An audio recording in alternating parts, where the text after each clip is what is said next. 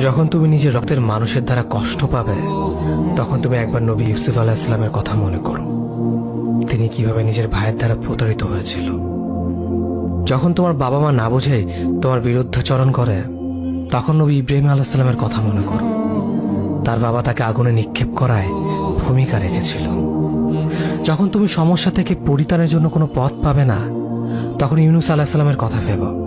তিনি কতটা সময় তিমি মাছের পেটে আটকা পড়েছিল।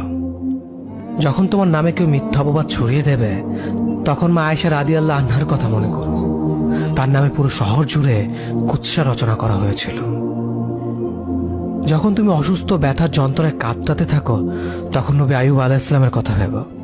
তিনি ভয়ঙ্কর এক ভাইরাসজনিত রোগে আক্রান্ত হয়ে তোমার থেকে বেশি কষ্ট পেয়েছিল। যখন তুমি দিনের কোনো বিধান নীতিতে যুক্তি খুঁজে পাও না, তখন নবী নূহ আলাইহিস সালামের কথা ভেবো।